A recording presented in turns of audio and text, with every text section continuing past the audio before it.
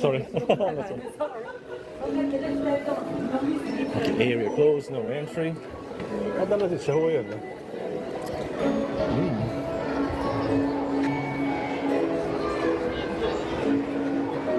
Vágó lesz.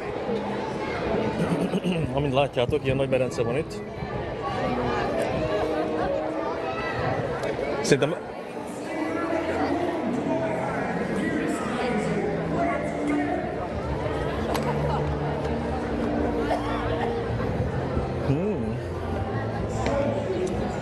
hova kéne menni? Valahol kéne menni szerintem.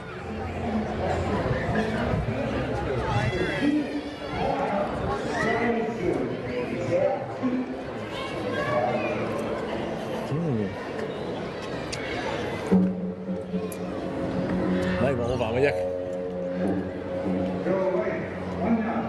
Itt jönnek ki majd a krokodilok.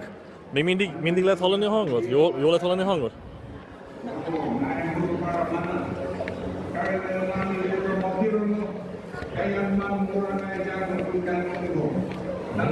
Van egy VIP reserve.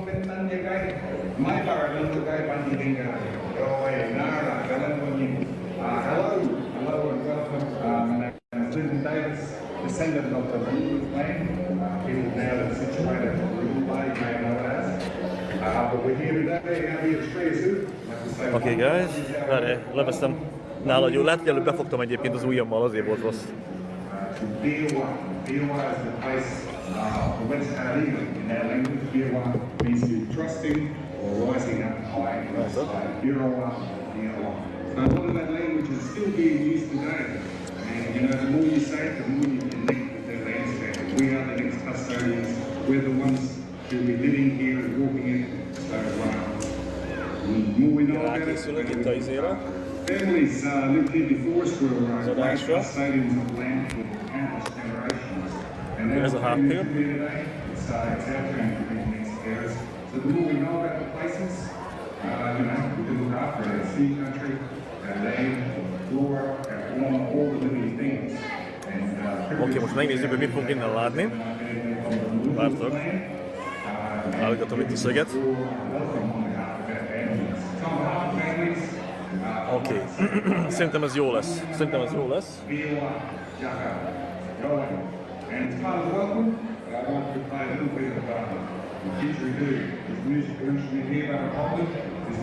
Tényleg neked visszhangzik még mindig? Nem tudom, mitől lehet.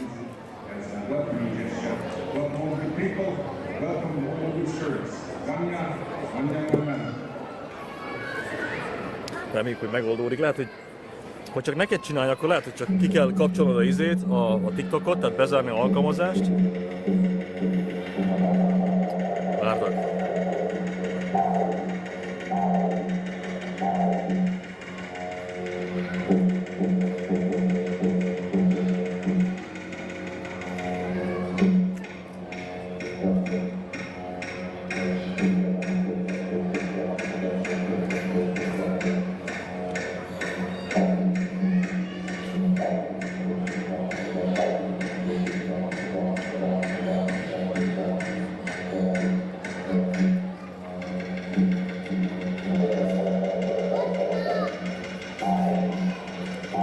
Szöget beállítani.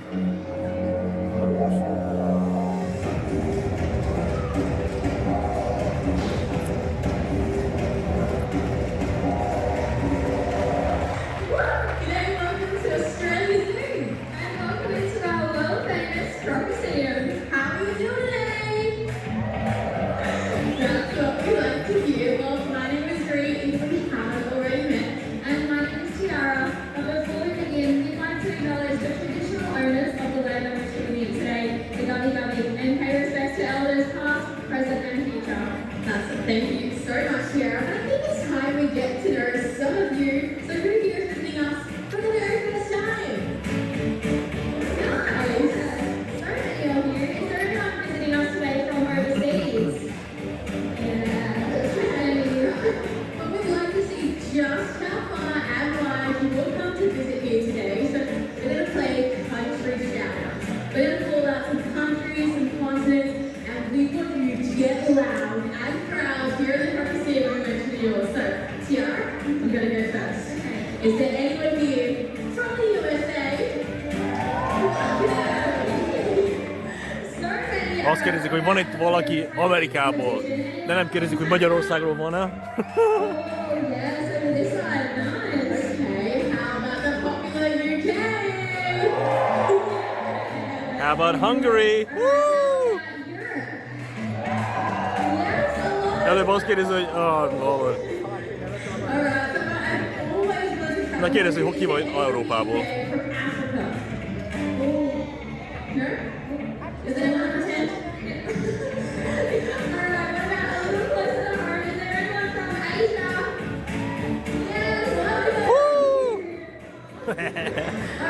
Ki van Ázsiából?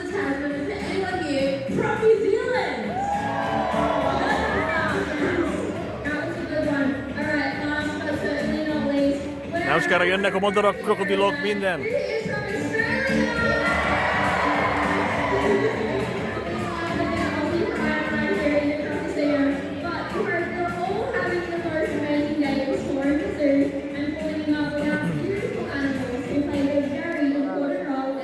Hello, Hello, Yonda. Iganda.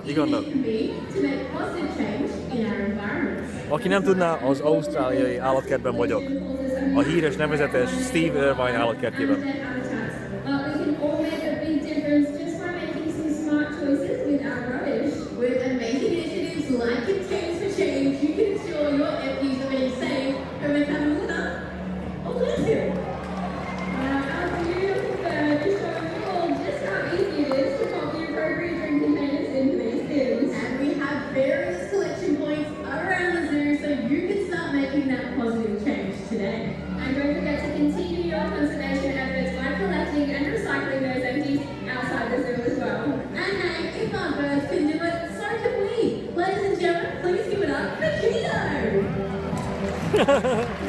Az a neve, hogy Giulio.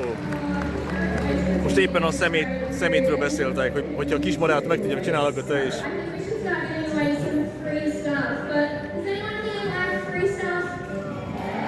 Hát, nem tudom mi a különbség.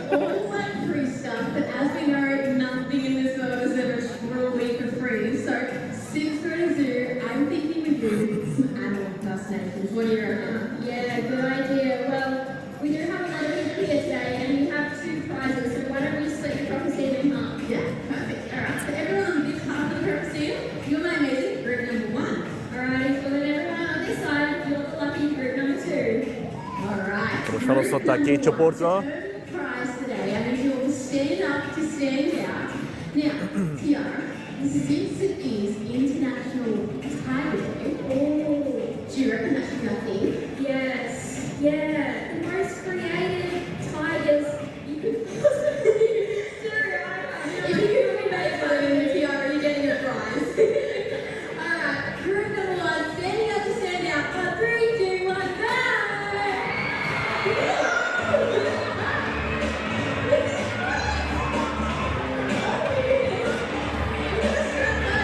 Megőrjítik a közönséget.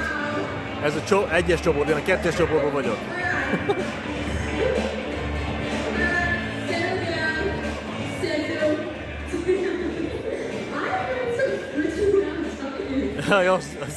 Igen, Iganda.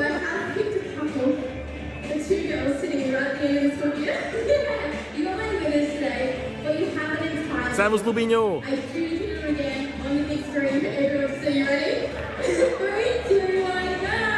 Hát csak egy van.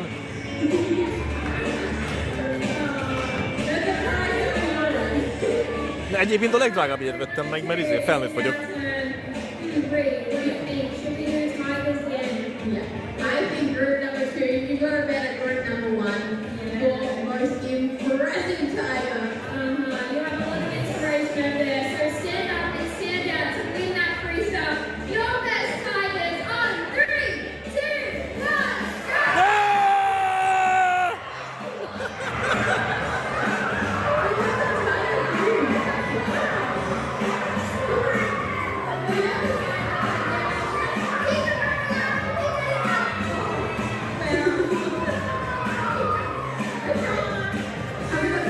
Mekkora parti van, nem hiszem elhallod. Mekkora parti.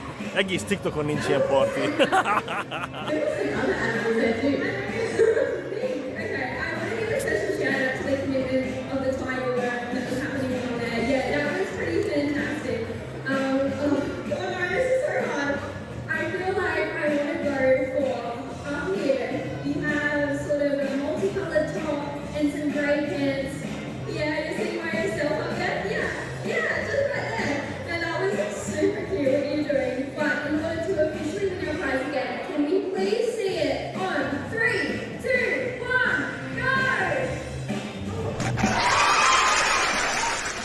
Ez én voltam.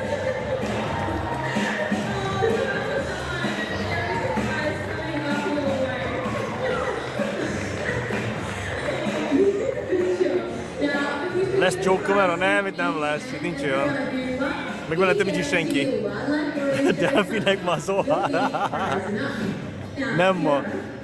De az is lehet, hogy lesz. Meglepődnék, ha lennének delfinek. Krokodilok lesznek itt. We have you turning 16! Happy birthday for everyone! Happy birthday for everyone here at the zoo! Oh, and a huge happy birthday to anyone else out there who might be celebrating their special day with us here at the zoo. But speaking of celebrations, I think now is the perfect time for us all. Ilyen madár show lesz itt egyébként, meg krokodil show.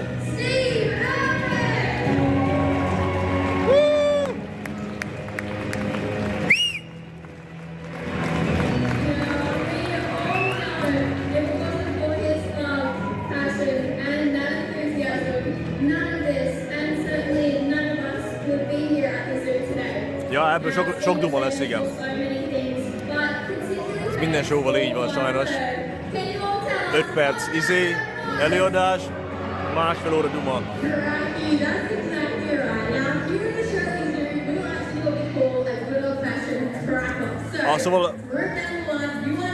Szóval ez a nap fénypontja itt egyébként. Tehát a krokodilok majd jönnek kifelé innen, és akkor majd megetetik őket, meg mit tudom én, csinálnak valamit. Meg valami madárshow is lesz itt, de azt nem vagyok benne biztos. Lehet, hogy már volt. Én a krokodilokra várok egyébként. Mindjárt megnézzük pontosabban.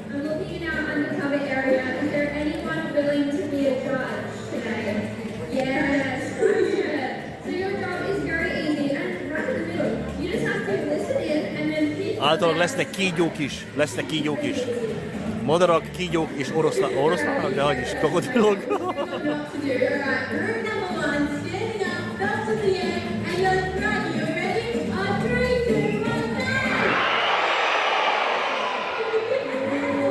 Krojki! Köszönöm, Dugó, köszönöm a szívelést! Meg mindenkinek köszönöm tényleg, hogy itt vagytok, hogy kommenteltek, lájkoltok, ajándékoztok, minden meg van köszönve.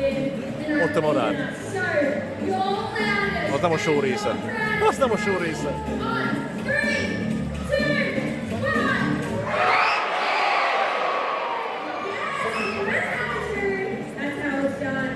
Nem tudom, mit mondtak.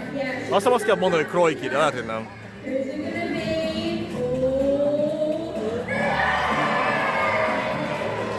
Mindenki leszarja ezt a részét. Most azt próbáljuk megcsinálni, hogy köszönöm, Dugó, köszönöm. Köszönöm Nikinek is a szívlelést, köszönöm szépen. Köszönöm, és a követést is.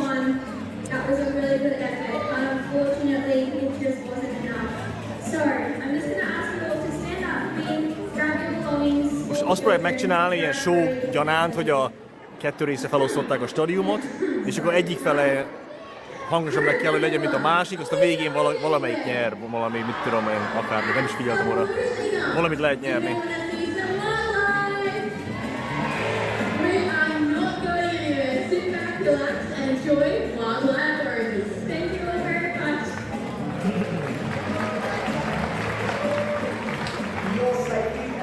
Na, végre elmentek a lányok.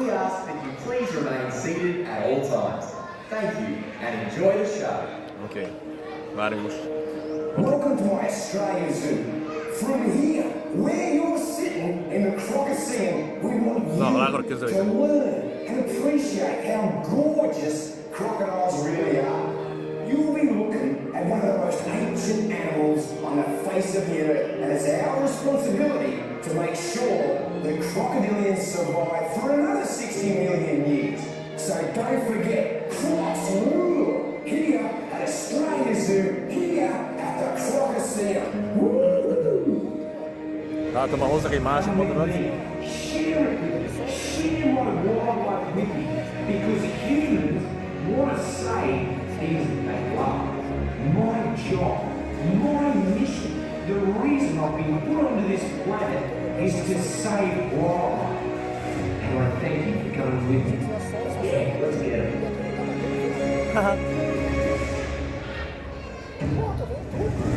Steve Irwin volt, aki meghalt 2006-ban. Jönnek a madarak? Várjál már volt. Erre nem számítottam.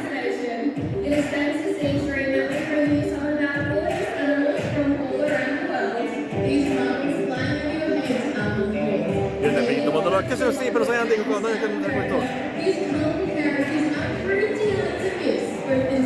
Te itt van. There are 17 species overall, and they range in size from a small parrot all the way up to the hyacinth, which can grow to be over 1 meter long. They all have unique personalities. Már itt vannak. The feathers on their faces are just like our fingerprints, unmatchable. Ennyi volt, várjál. Unfortunately, because of their breed, people steal it from their forest homes to be sold as pets. But you can help to keep them flying free by always saying no to the illegal wildlife trade. And trust us, folks, you're going to have a pet bird that lives to be 100 years of age, but stays forever as hyperactive as a 5-year-old child. Well, Ray, let's take this from Hová mennek?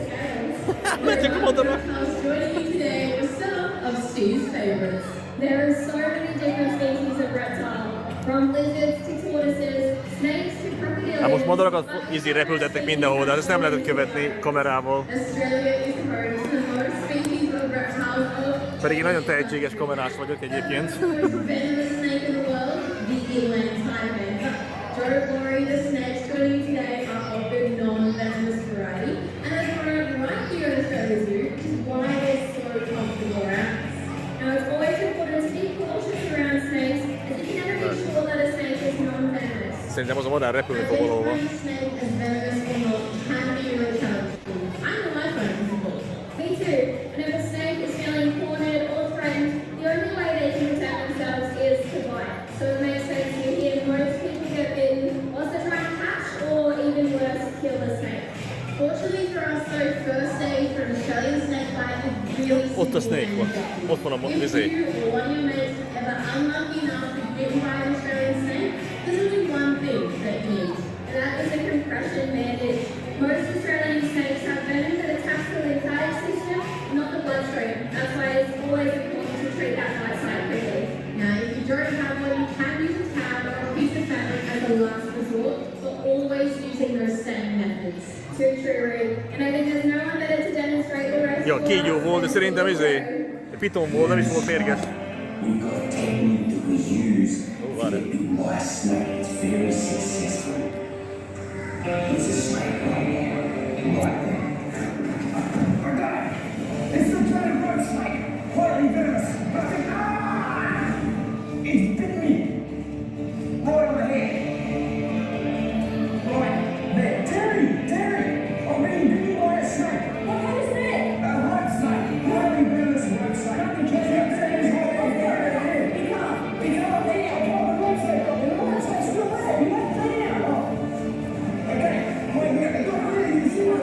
Ó, nem tudom, mit fog csinálni.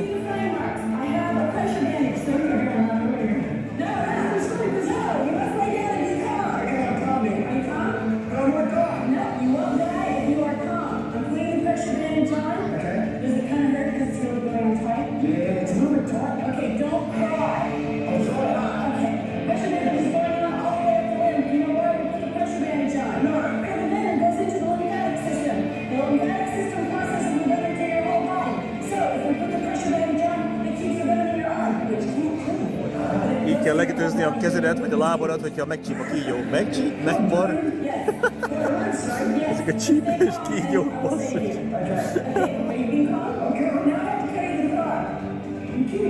Yeah, come on. Okay. Na, várj. Keep your arms still. Okay, still. Lots of content.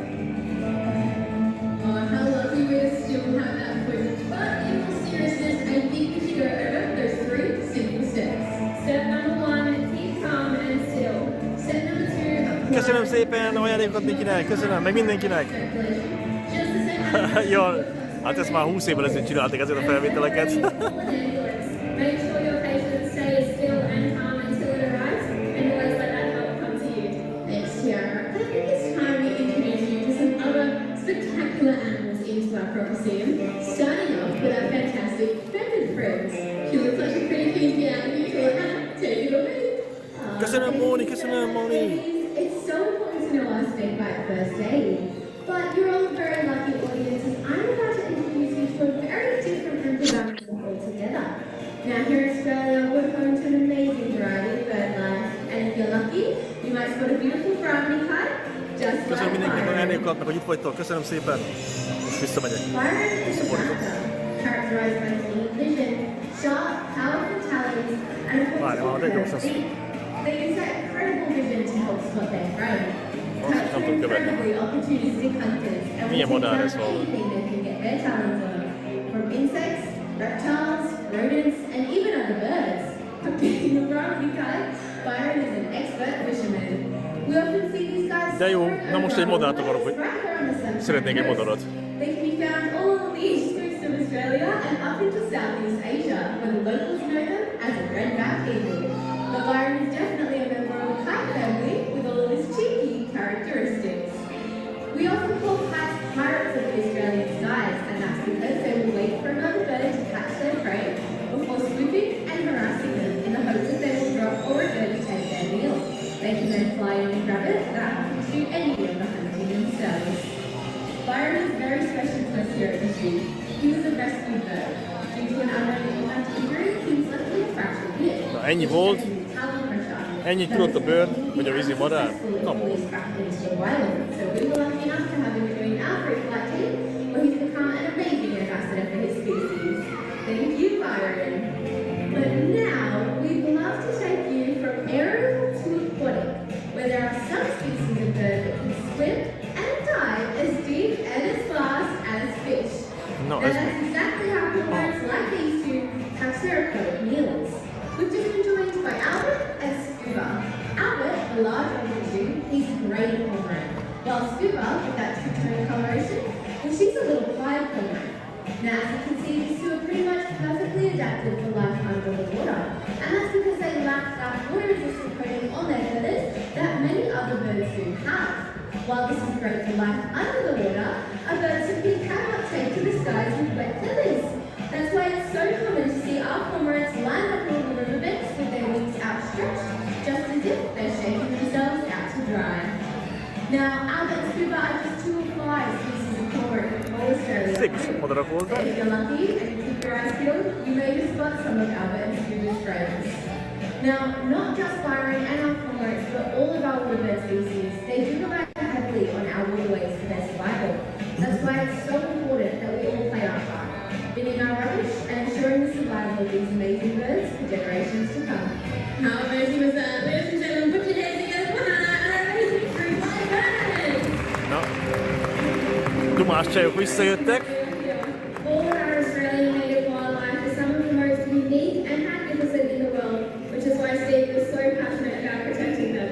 Unfortunately, it is the impact of humans on our wildlife. This exponential, roads, land clearing, and domestic pets are some of the biggest threats to the survival of all our native Mondom, ez milyen állat, amit felkapott a csaj? Most látom, hogy egy darab valami. Ó, az igen, de szép hallod! Milyen modell ez? Jó, ez a fekete izé... Papagáj, vagy mi?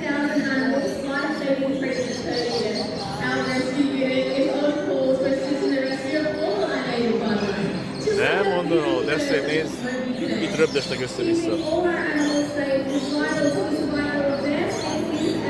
So please be wary when I move and just endure and keep your pets inside at night time. Now if you were to ever find a sick or injured animal, call your local wildlife hospital or vet and never feed them. But that's important for all of our native wildlife to make sure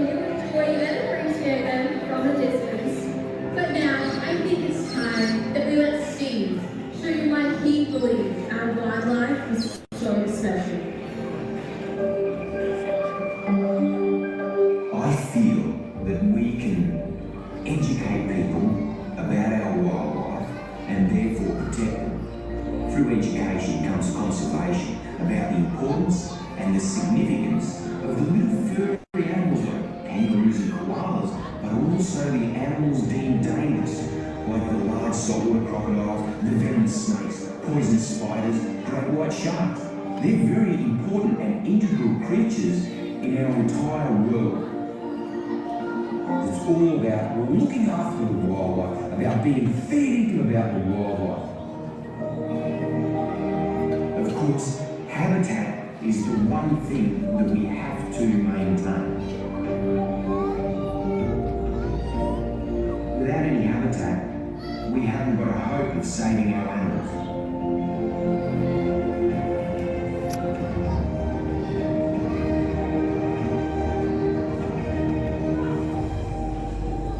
Protecting our wildlife and wild places is so important. There is so much beauty in our natural world. But worldwide habitat loss is the #1 threat facing survival of all our native wildlife. So let's make a difference today. Whoever you are, wherever you live, throw a native plant in your backyard. Sooner or later you can have some incredible wildlife living in your place. But no matter where we come from, all our wildlife face the same threats. So as Steve says, the message is simple: love and conserve our wildlife. Now we can all play our part. We can all be wildlife warriors. Woo! Oh, Tiara, that leaves us with one thing left to do. Let's do it. Who wants to see the crocs? At a whopping 14 feet long and 350 kilograms, your crocodile today is Graham.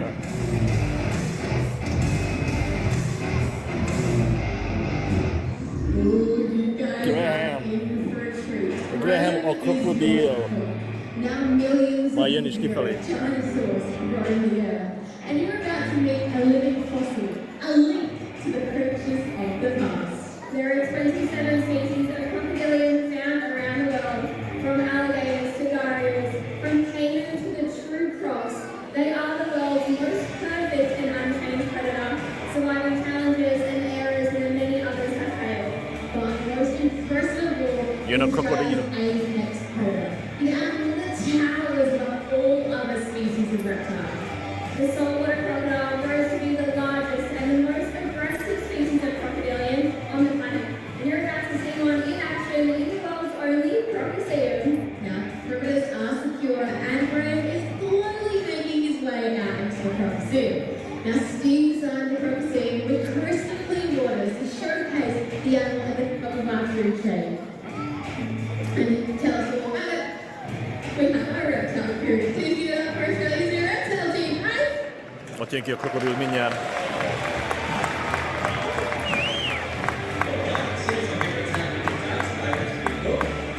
Now, we've just turned up to the best part of the show, I reckon. We're on the guys here, reptile team. Still doing this happens every day. But Bruce helped today. And Graham is slowly making his way through. Jön Graham a krokodil. We're going to show you guys how you can go up to North Australia, holiday around these guys, or live up there, live up there safely around crocodiles. This is all about crocodile safety up in Northern Australia. So what Bruce is doing there, and what I'm actually doing as well, the boat standing way too close to the water. That's one of the main rules. We're going to show you today why not to do it. It's guys who can't love us. You can see Graham is there, he's slowly making his way out there. And up in Northern Australia, Szervusz RMZ! Üdvözlök mindenkit, aki most kapcsolódott be! Az Ausztráliai Állatkertben vagyunk. A legidősebb állatkertben a világon. Most Ausztráliában biztos.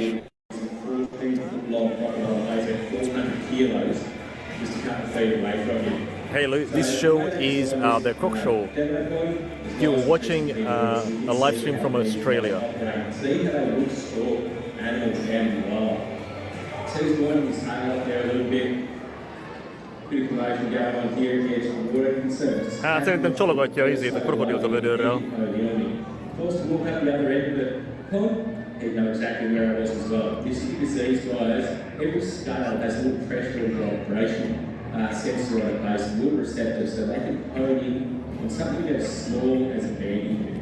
You see Graham's honing right in on your left, a little bit here, and this is going to adjust ever so slightly. Now this water's only about knee deep. I'm not very tall, so that's really shallow. You can see he hasn't even made a ripple yet, and that's because he's just doing exactly what he's doing in the wild. He's having a quick check in. That is not a wild behaviour. You can see though, once he wants that tail up, it's going to get slow to make it sort of scary, isn't it? Oh.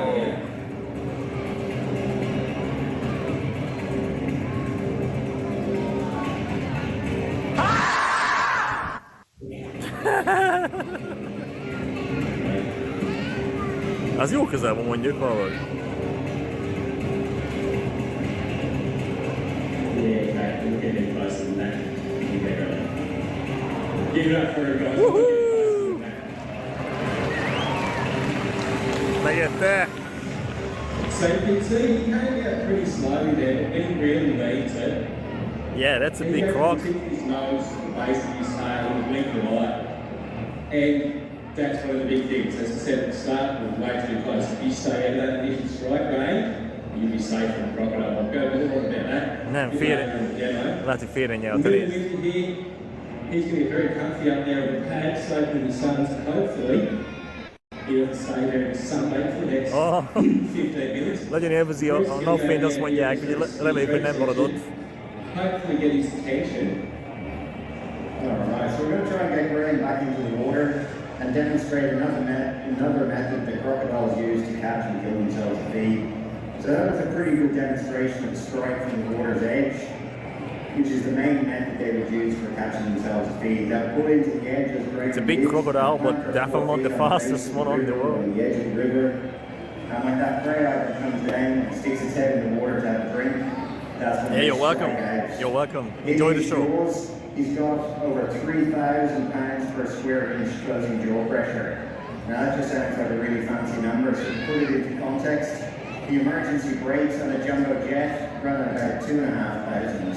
He's got more than that in the back of his jaws. The machines at the tip that crush your car into a little cube for disposal, they run on between 2,000 and 2,500 as well. It's more than double the next closest animal. Szervusz, Józsica, Ausztráliában vagyunk. Ez az Ausztráliai Allatkertes. Steve Irvine alapította. Now, as I said, there is another method these guys use. When they first hatch out of the egg, they're only about 15 centimeters long, and just about everything out in the river eats baby crocodiles. Barramundi, mud crabs, goannas, snakes, birds of prey, you name it. Even big crocodiles eat little crocodiles. So they go straight to the edge of the river. They hang out in all the reeds and the mangroves, and they use this tail walking method to take frogs and little insects out of the reeds. And then they continue doing it up until they're growing in size and even bigger when they're taking things like flying foxes or goannas and possums or silly zookeepers that are hanging out over the water. Some of our bigger crocodiles have been known to get their head up and over this top rail, so let's see if we can get around. De ilyen vagy szóval. Whoa! He's missed that flag. Can you just jump in and grab that for me? Na, ne nevettessetek meg, ez komoly dolog itt. Alright, so he's already set again. Ó, hát... valami jó az a krokodil. That's that 3,000 psi closing jaw pressure. Basically, it's just bone on bone, and when you're that close to him, it literally sounds like a gunshot going off. Right. Did you use both of those days? He's not very happy about that. That's a terrible day. He is very fixated on that tail all through. He knows it's the easiest place for him to get a feed here as well, because he doesn't have to drag himself out of land. Come on up. So they really do like this tail. And remember, these guys are very lazy out there in the wild. They will grab the easiest thing possible for him to grab them off for a feed. So you see them just sitting there. A lot of you guys would have seen a place called Hazel's Crossing. Turn on me, mate. And they sit there. It's a very easy spot to pluck the fish off from there. So they can sit there, use no energy, and the fish basically just swim to bed. And that's what they're waiting for. So these guys are all about sitting there, conserving energy and waiting for a food source to come to them. When you think about it in the wild, these guys... Egyébként most így benne van a vízben, nem is tűnik olyan nagynak, nem? Egy kis mini krokodilnak néz ki. Not with kangaroos and pigs, for weeks, potentially even months. Ja, 3000 PSI a harapás előbb mondták. And having a go at it, because then those animals lose a bit of fear from that waterway, because the crop hasn't come out, had a go at them, and that's when these guys just start timings on their side. But what we can do here is try and get out one little tire, we can bear one of the biggest myths, which is that these guys can run really fast on land. So we'll set him up here. Yes, spend a bit of energy, but we'll see how it goes here. Slow again. Lactose. No, lactose. Get him! Get him, boy! Get him!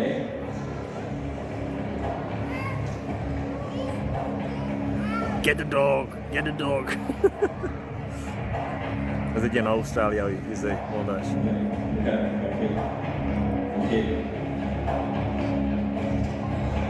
Good catch, guys. Give it up for it, guys. A lot of that. So you can see there that I was walking backwards, faster than the head's coming forwards. Some fancy water crocodiles here are a lot more quicker than brain, but we can still do the exact same thing. We can go backwards faster than what they can come forwards out on land. In the water, that's where these guys are designed for. You see a really streamlined body, big long tail, that's where they get all their power from. So those strikes, either at the edge of the water or vertically up and out of the water. But here on land, that tail's made you can swim. That slows him right down. A shorter legs means it's not built for life on land. These guys are built for life in at the water's edge. This is considered a lake here. But that's what these guys are good at, and that's what this whole demonstration is about, is showing you how to stay safe on crocodile territory. So the three main rules. Don't come at the water's edge like this.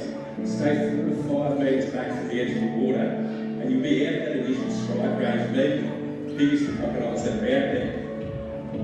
Don't overhang the water like Bruce shows, because people have been taking those tailed crocodiles in the past. So if there's a really big undercut bank in a river up north, that looks like a great spot to sit and dangle your legs off, don't do that. Those big double looping branches that overhang the water, don't go out there. That's good spots to read a book, cast the lure into the water. As I said, people have been taking those tailed crocodiles. And the last rule, which we haven't broken here today, but one that most people do, is go swimming with saltwater crocodiles out in Northern Australia. So you might push the water hole for 15 to 20 minutes or even an hour sitting there if you may have a couple of beers going. Yeah, no, it's no accidental. We're right jumping for a swim, it's 35 degrees, and 95% humidity. These guys have been known to hold their breath for over 7 hours. So that's mit csinálni magad? do not go in the water. Ez a része a show-nak. You'll be able to put the seat alongside these guys perfectly. Absolutely. As Ty said, these guys are the apex predator up in Northern Australia, so they're taking out the sick, the weak, the unwise. They're keeping our rivers really fit, healthy, and resilient. If you guys love your barramundi fishing, Graham here should be your best friend, because he's taking out all the slower moving, introduced pest species, and he's allowing those sports fish to thrive and really keep the river healthy as best as he can. So if you follow those 3 simple safety rules that Ty's just covered, that allows us to send you guys up to Northern Australia, see these guys out in the wild, which I highly recommend you do if you have the chance, but it allows you to do so safely. And by keeping you guys safe, that allows us to help keep the crocodiles safe. That was obviously Steve's passion and legacy, and it's something that we're really keen to try and keep doing. We need to try and, teach education, not eradication. These guys need to be protected with everything we have. Now, we don't expect everybody here today to leave the zoo loving crocs as much as myself and Ty and the crew. We get to work with them every day, so we're obviously incredibly passionate about these animals. But what we do hope is that you can leave with a little bit more respect and appreciation for the really important role that they have in the northern rivers. Gratulálok a 10-es szint eléréséhez Szilcicának. He loved crocs with everything he has, and that is no secret to anybody. And what he's done is pass a lot of his passion on all of us working here at the zoo today, and hopefully all of you guys as well. So with that in mind, I'd like to thank you for coming to the zoo today and helping us to keep Steve's dream and this planet alive. Thanks for coming, guys, and safe trip home.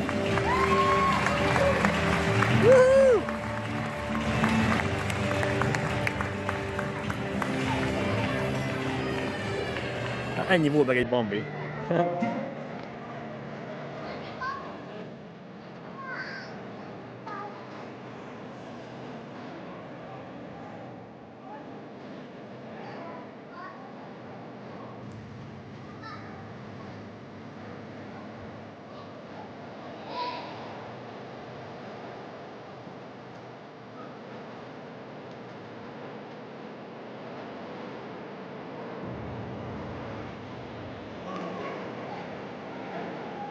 Valaki megremixeltet.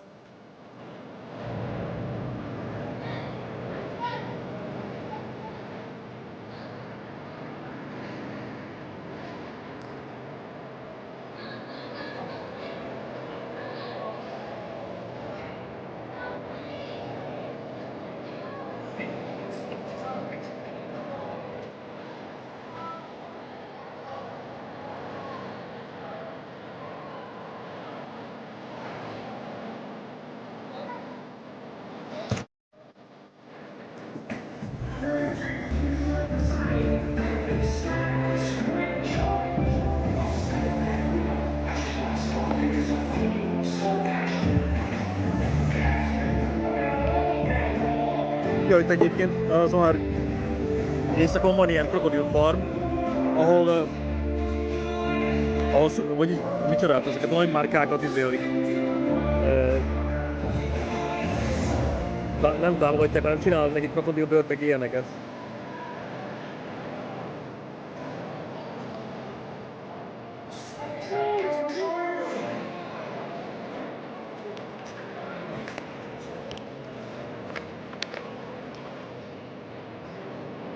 Mindjárt közelebb megyünk. I'm gonna get a little bit closer in a sec. Just look at the crowd. They all wants to get bitten. No, I'm not like that. Yeah.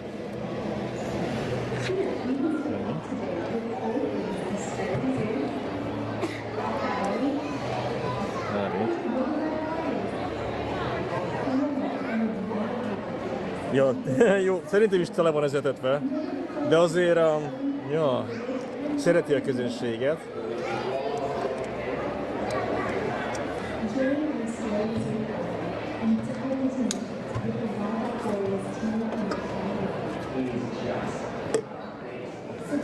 Mindjárt lemegyek oda az aljára.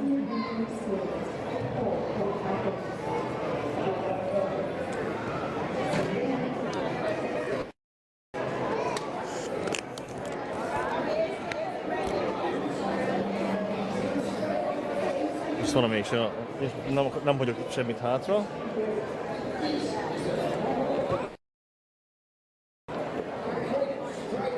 Mennyit adsz érte, Zohár?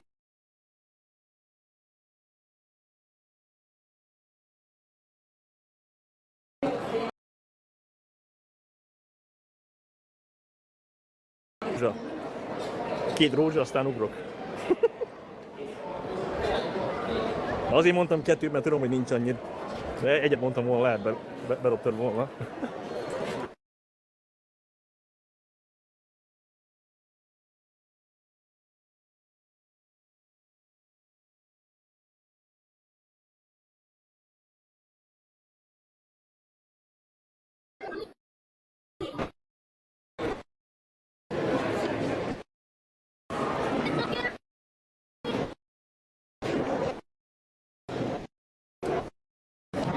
Itt a rózsa, oké.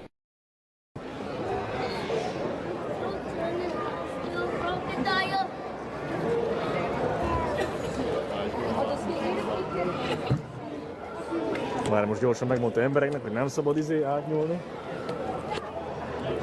Látok. Úgy jövök ide, hogy... Wow, cool. Look at that, Jojo. Ott jön a kroki basszus.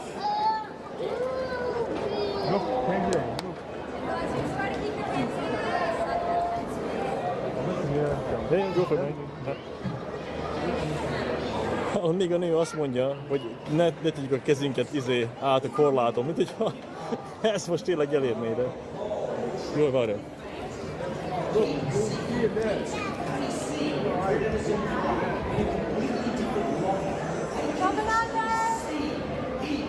Leadta a jelet a nő, jön a kroki.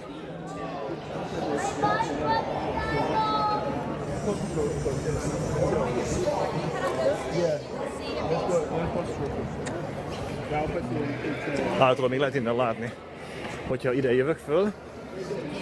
Egy kis izé. Ez erről az oldalról lehet látni. Hát én erről nem is tudtam hallani. Várj, van most.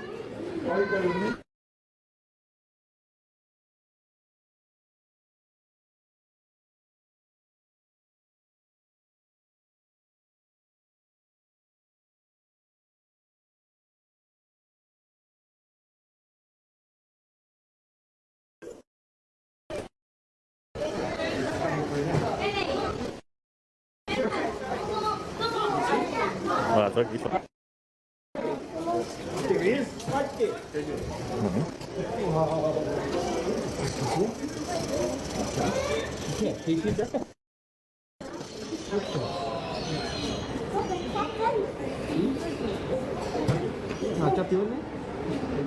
Kekorilától. Kekorilától.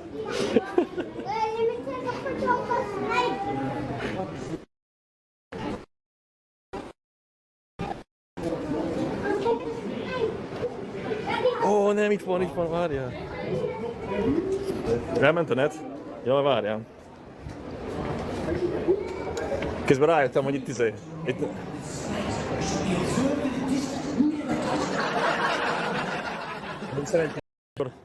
Akkor visszakapcsolódik az internet.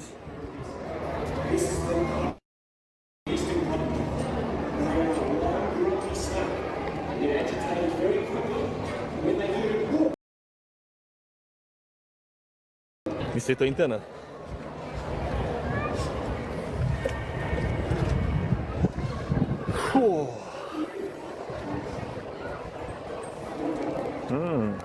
Remélem, hogy az internet visszajött. Most jó? Oké, szuper, köszönöm szépen a visszajelzést. Hát tulajdonképpen ez volt a nap fénypontja, a Crocodile show a végére, ugye a madarak repkedtek. Nem tudom miért, a telefonom elkezdett felmelegedni, hogy egy kicsit ugye lassabban zoomol. Az is lehet, hogy azért, mert már reggel óta live-ozok. Egy párszor megszakadt, de attól függetlenül egész nap ment a live.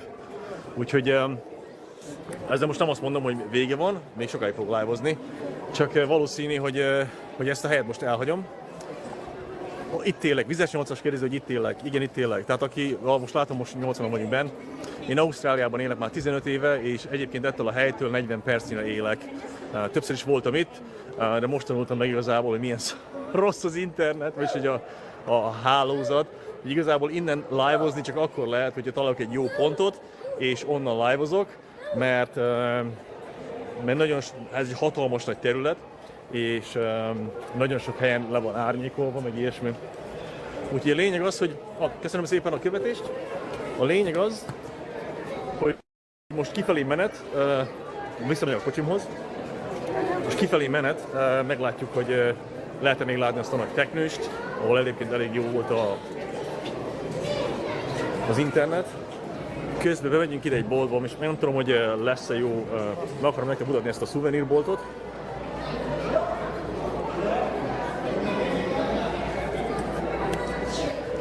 Várjál.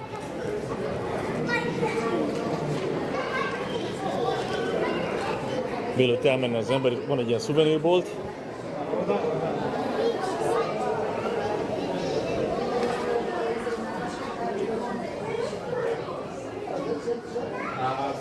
Itt lehet venni ilyen dolgokat, ruhákat, meg mindenféle csecsebecsét. Most azért nem maradok itt tovább, mert lehet, az internet elmegy. Úgyhogy gyertek velem, és nézzük meg azt a hatalmas teknőst.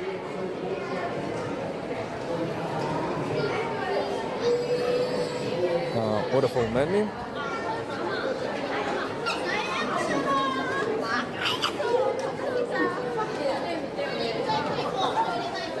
Azt így jobb nézni, hogy volt.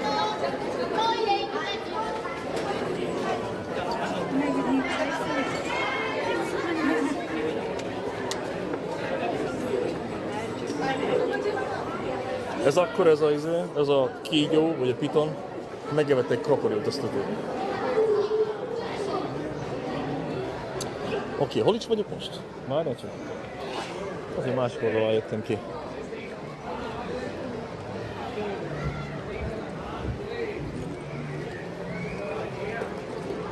Hú, basszus, ez mekkora nő.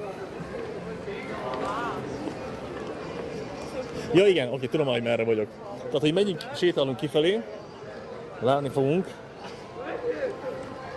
egy-két krokodilt. Ezek ilyen kisebb fajták, ennek a neve az, hogy boszkó. Nézzetek meg. Ez az állatkert, ami Steve Irwin családja visz. Igen, Lassie. Igen, ez az. Ja, voltak itt kérdések, várjatok.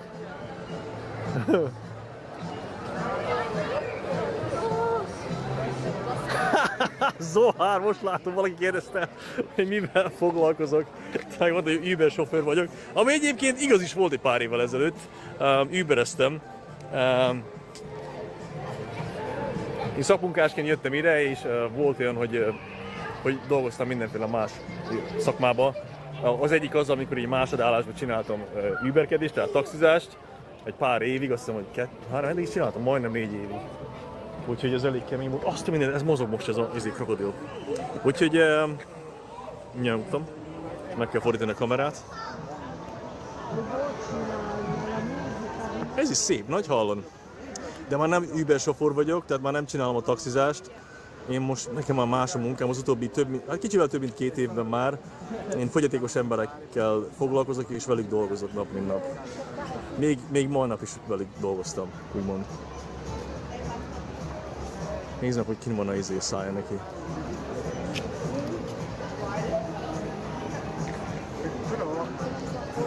Oké, szóval kifelé menet, megnézzük a nagy teknősöket, ezek óriás teknősök. Már nem emlékszem, hogy mondott a nő. Arra emlékszem, hogy azok a teknősök, amikről most én beszélek, 180 évig el tudnak élni, de azok, amik itt vannak, azt szerintem csak 100 év körül lehetnek.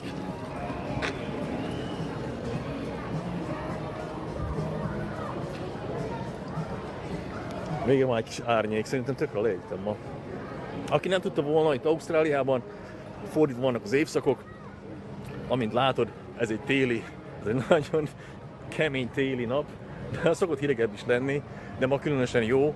Jövünk kifele abból a hidegebb részből, úgyhogy a hőmérséklet valamivel 20 fok fölött van, ugye ez általában 8-10 óra körül már 20 fok fölé megy. Szervusz Kendall, és mit akartam mondani? És a reggeli órákban meg olyan 10 fok körül van.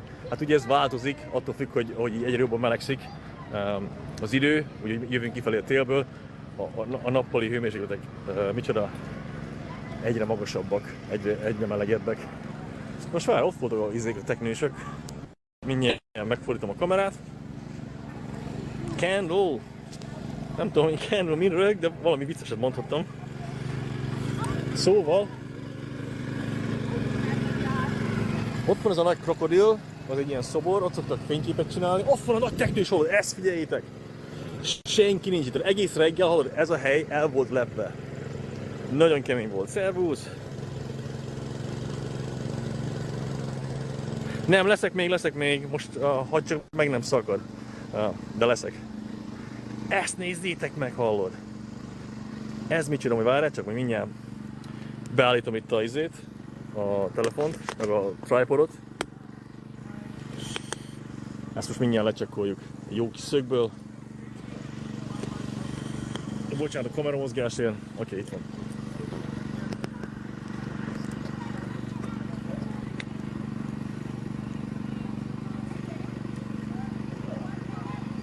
Na.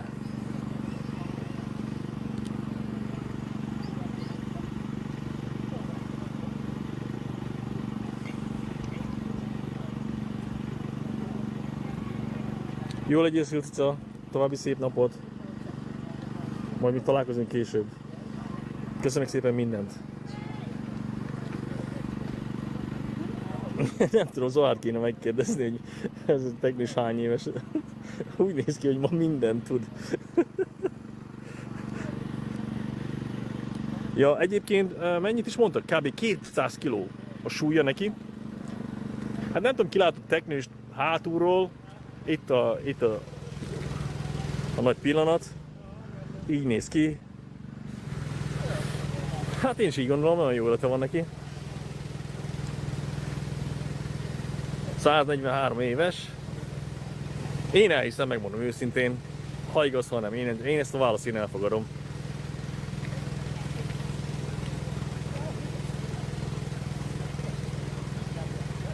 Szervusz Erzsi! Jó reggelt! Most várjál, befejezted a melót végre.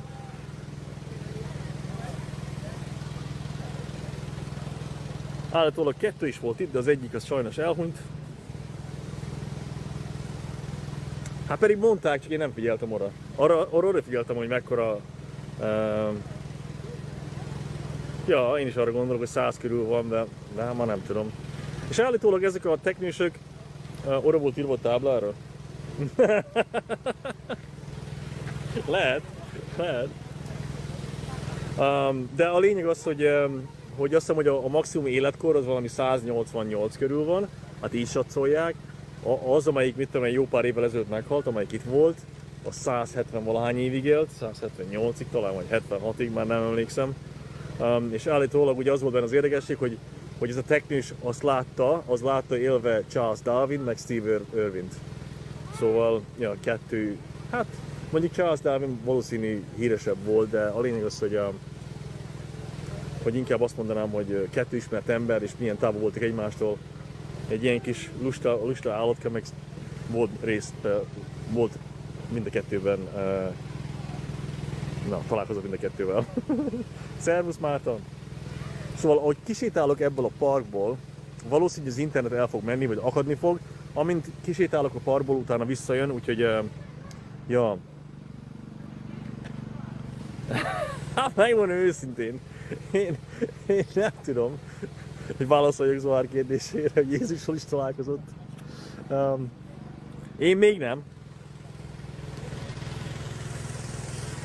Teknős Jézus, nem tudom, teknősök hisznek a Jézusban, vagy tényleg? Erről majd egy témát nyitunk valamikor. Szóval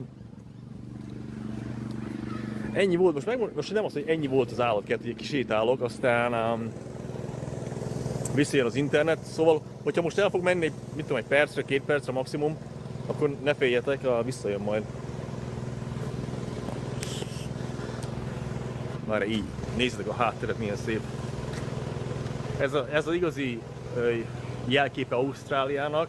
Ha valaki idejön turistaként, az valószínű, hogy rajta van a listán, több mint valószínű, tehát 90% úgymond.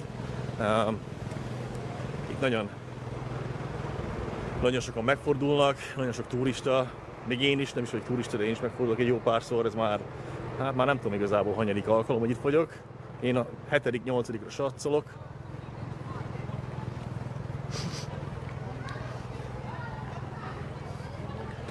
Mindenféle állat van itt. Sajnos a térerő miatt én nem tudtam mindent megmutatni, mert amire én odaérek, addigra már az adás elmegy, szóval ja, vagy talán egyszer ide visszajövök, aztán külön csinálok felvételeket, amiket így feltöltök. De most hát nekem már ezzel nincs kedvem foglalkozni, inkább csak itt el leszek veletek live-ból. Közben kidobom a szemetemet. Egyébként igen, nagyon szép hely. Nagyon szépen megcsinálták, nagyon sok energiát fektetett bele, ugye Steve Irwin, aztán 1970-es években alapították. Botinak mondanám, hogy ez Ausztrália, tehát ide van kiírva, hogy hol vagyok éppen. Ausztrália Zoo. Hol kell kimenni? Talán erre kell kimenni. Ja, úgy néz ki. Ahogy így kimegyünk, megmutatom nektek, hogy néz ki a kijárat. Ide jönnek buszok, azt hiszem neve, hogy kenguru busz. Dehogy is semmi gond. Úgy beleolvadt tudom a izébe, a képbe. Én örömmel válaszolok minden kérdésre, majdnem.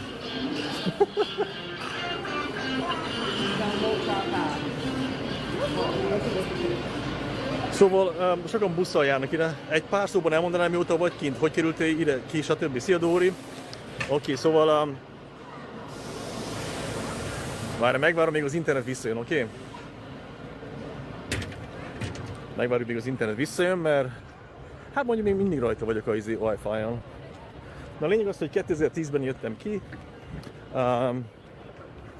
Ugye terveztem egy ideig, hogy kimegyek külföldre dolgozni, vagy ott is élek, úgyhogy hát igazából ez volt az alapja neki. Na majd amikor visszaérek az autóhoz, akkor a többi részét is elmondom. Riporter Dóra. Tényleg? Riporter? Akkor... Na mindegy, ezt úgy szeretek mondani többször.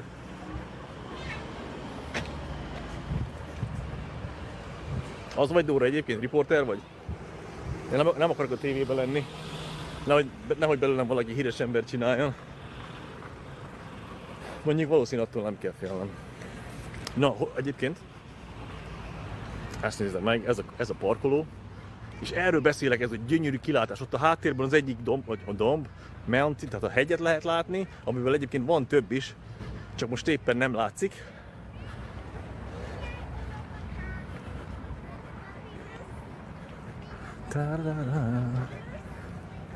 Ilyen a busz, nézzétek meg!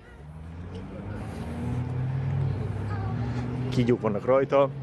Itt van az eleje az állatkertnek, majd mindjárt, ahogy így jobban elsétálok előbbre, akkor jobban látni.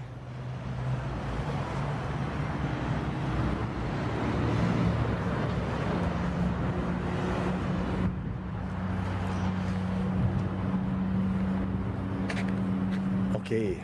Tehát ő a híres nevezetes Steve Irwin. Ő alapította 1970-ben, vette át a feleségével ezt az állatkertet, és hát igazából lett belőle a mai állatkert. Ugye balesetben meghalt szegénykém,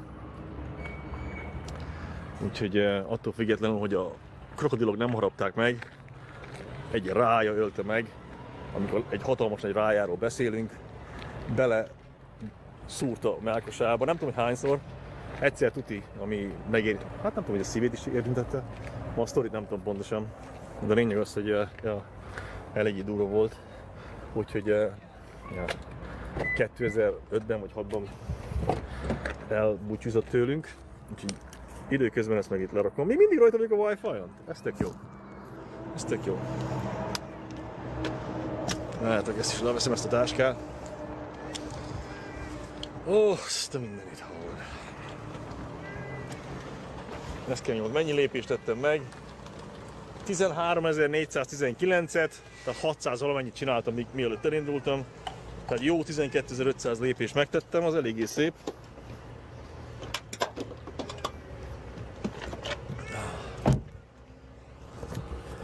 Oké, na most már van egy kis időm. Hogyha még jó az internet, akkor persze, akkor nem szállok be az autóba. Vártak egy kicsit. Közben lepakolok. Tele volt és jaj, várjál. Az autókulcsom, ott van a táskában, még ezt ki kell, hogy vegyem.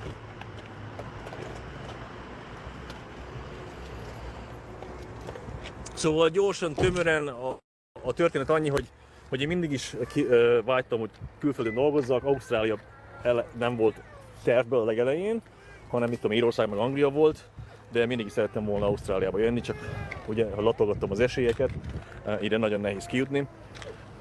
Valami oknál fogva nekem egy hatalmas egy szerencsém volt, mivel szakmunkásként megtámogattak itt, és hát ez 2009-ben történt, és miután kijöttem, ugye nagyon keményen kellett dolgozni, nagyon sokáig, általában ilyen vasas szakmában dolgoztam.